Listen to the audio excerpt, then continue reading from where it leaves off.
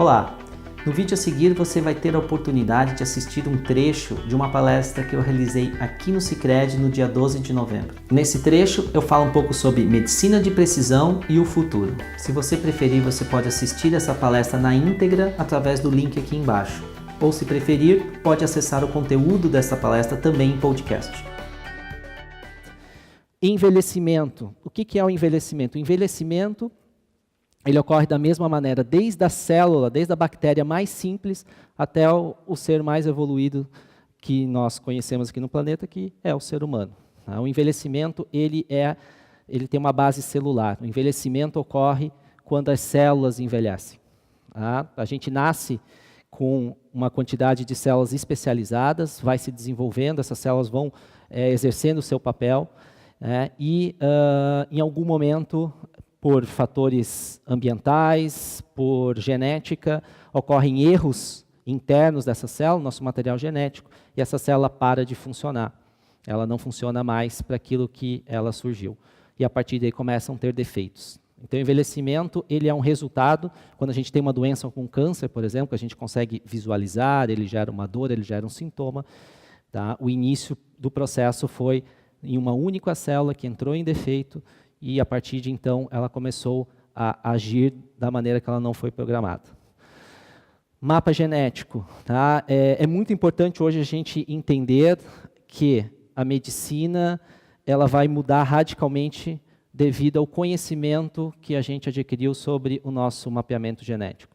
Em 2004, eu ainda estava na faculdade e o prêmio Nobel daquele ano foi um cara que conseguiu mapear todos os bilhões e bilhões de genes que a gente tem dentro de cada célula. Só que ele criou um mapa. Ele conseguiu mapear, colocar num computador e agora a gente conseguia enxergar isso. Agora, decifrar o mapa era a grande questão. Então, muita gente pergunta assim, mas o mapeamento genético não é novo, já desde 2004, que já foi mapeado e até hoje não chegou na nossa realidade. Por quê? Porque agora a gente está desenvolvendo esse mapa, porque novas tecnologias estão permitindo a gente conseguir detectar e ligar ele às doenças e conseguir intervir nelas. Antigamente, a gente conseguia ver só o mapa, não sabia para que servia cada pedacinho, depois a gente foi entendendo para que serve cada pedacinho, claro, tem muita coisa obscura ainda, mas a gente foi ligando esses pedacinhos do DNA às doenças, e hoje essas doenças já foram catalogadas, a gente consegue ir lá e mexer no DNA antes que a doença inicie. Então, a gente já está nesse momento. E agora, além disso, também essas tecnologias estão conseguindo ser criadas em escala e elas estão começando a chegar próximo da gente. Então, esse processo levou aí 20 e poucos anos, mas a partir de agora a gente vai começar a experimentar um pouco do que é a medicina baseada em genética. Então, só para vocês entenderem, isso aqui os conceitos que eu queria mostrar inicialmente para a gente poder dar seguimento na palestra são esses, tá? A medicina baseada em genética, o envelhecimento é a nível celular, para onde que a gente está apontando para o futuro, tá? Eu tenho absoluta certeza que o futuro é medicina preventiva. Eu tenho certeza que as cirurgias que eu faço hoje, antes de eu morrer, eu vou achar elas um absurdo, vou achar elas jurássicas, eu vou contar para os meus netos o que eu fazia, eles não vão acreditar. E a gente está dando um sentido completamente diferente para a forma que a gente atua como médico. A gente não quer mais operar, eu não quero mais operar um câncer de próstata. Eu não quero mais ter que intervir num paciente de maneira agressiva. E a gente está caminhando para isso. Parece, às vezes, soa muito longe da nossa realidade, mas, que nem eu falei, as coisas vão chegar, elas estão chegando cada vez mais rápido. Pode dar um play aqui só para vocês entenderem, claro. Isso aqui ainda faz muito, muito longe da nossa realidade. Isso aqui é um instituto lá no Vale do Silício, lá na Califórnia. Ele é um instituto financiado pela Singular University. Quem não conhece, quem tiver acesso à internet, dá uma pesquisada. Ele é financiado por um cara chamado Peter Diamandis, que é um cara que conseguiu passar o chapéu ali no Vale do Silício e hoje ele tem apenas 15 bilhões de dólares na sua conta para fazer inovação. Ele passou o chapéu lá, o Zuckerberg deu um pouquinho, o Bill Gates deu mais um pouquinho, a Apple deu mais um pouquinho. E então ele conseguiu juntar aí 15 bilhões de dólares e a função dele é única e exclusivamente nós queremos que tu construa o futuro.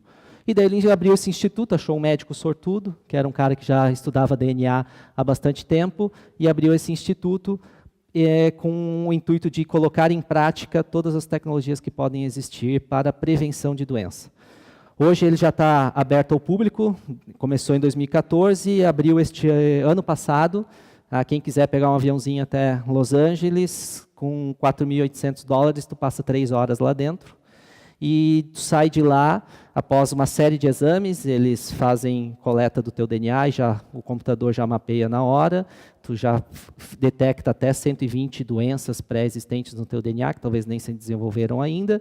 Tu faz uma ressonância multiparamétrica de corpo inteiro, faz alguns exames de sangue, alguns outros exames de imagem, e tudo isso é compilado em dados. Eles geram 160 gigabytes de dados do teu corpo, não sei se isso é bastante, 160 gigabytes, é bastante. Então, eles geram um monte de dados, e a inovação está que esses dados são compilados dentro de um computador. Esse computador é alimentado com inteligência artificial, ou seja, é um auto-learning.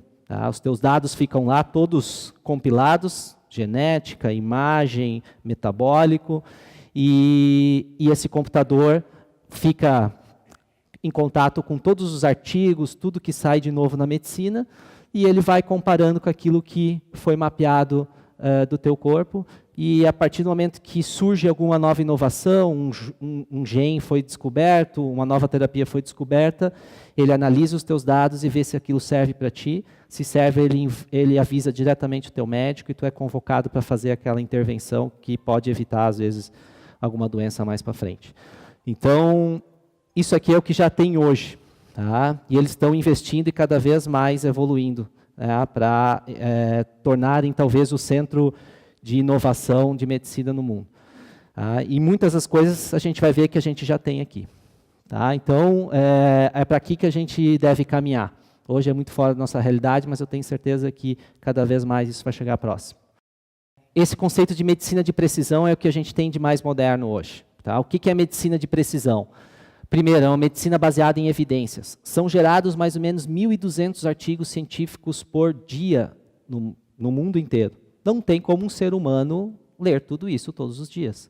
Eu não tenho como sair lá do meu consultório, ir para casa, jantar, tomar um banho, fazer a minha atividade física, sentar e ler 1.200 artigos. Tá? E outra coisa também que a gente vê é que desses 1.200 artigos diários, 98% deles não são realmente relevantes ao ponto de mudar a conduta ou mudar a vida do paciente ou alguma coisa que seja relevante. Também não tem como eu ler os 1.200 artigos e filtrar aquilo que é importante ou não. Então, tem computador fazendo isso para a gente. Hoje, a inteligência artificial está compilando os dados e já te traz para o médico aquilo que realmente é relevante e impactante. Tá? Existe um site pago que o médico hoje já pode cadastrar os perfis dos seus pacientes, ou melhor ainda, se tu conseguir coletar os dados continuamente no seu prontuário eletrônico, tu joga lá dentro daquela base, ele entende quem que é a tua comunidade de paciente e ele começa a te enviar os artigos que tu precisa ler para tratar aquele grupo de pacientes que tu tem. Então, é uma inversão da forma que a gente faz medicina. Quando a gente vai para a faculdade, o que a gente faz? A gente aprende primeiro as doenças, daí vem morar em Cachoeira, tem doença que eu gastei aí semanas entendendo ela, que eu nunca vou encontrar aqui em Cachoeira, fica aquele conhecimento que eu perdi, aquele tempo que eu perdi, e tem doenças talvez mais prevalentes aqui que eu não dei tanta importância, que depois eu tenho que correr atrás para aprender. Então, eu não tenho, o médico, o ser humano, ele é limitado no tempo que ele consegue adquirir conhecimento. Então, nós temos que focar naquilo que realmente vai mudar a sua realidade. Então, isso é uma inversão. Hoje, essa inteligência artificial, ela me facilita. Tá? Mas, para isso, eu preciso coletar dados da minha comunidade paciente. Isso, talvez, a gente não faça adequadamente ainda na nossa realidade. Genética, como a gente já viu, inteligência artificial, ela é cada vez mais preventiva e não invasiva, a gente não vai esperar as coisas acontecerem, a gente vai intervir antes, e ela é personalizada. O que é personalizada? Vou dar o exemplo, por exemplo, da forma que a gente faz rastreamento de câncer de próstata hoje.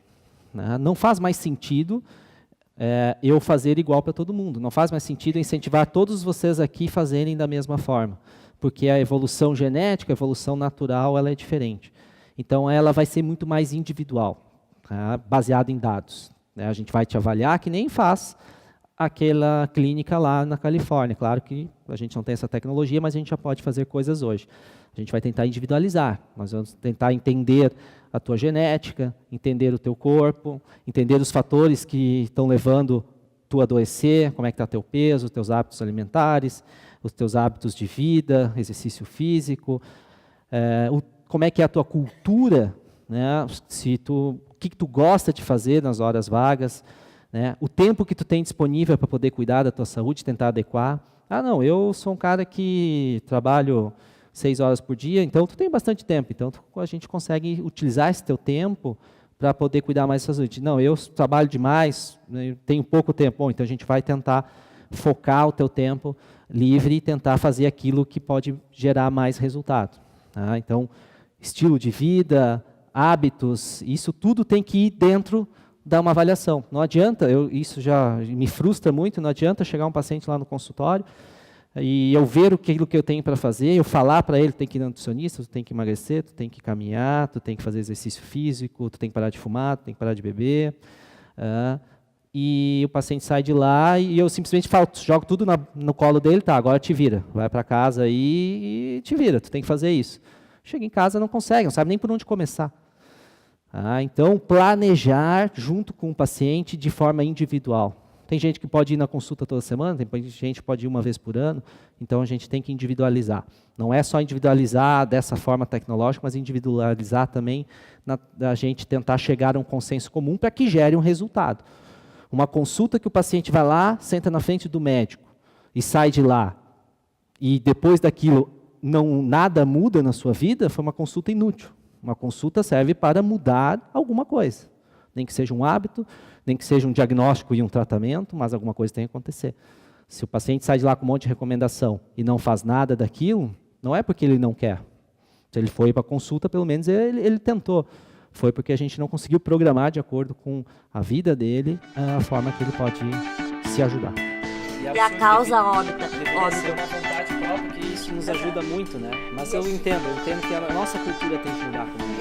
Também, eu acho que isso aí, assim, o Sim Câncer não se consegue, desde 2005 até hoje. Tem uma plataforma prontinha, só lançar os dados. E a gente não consegue alimentá-la, né?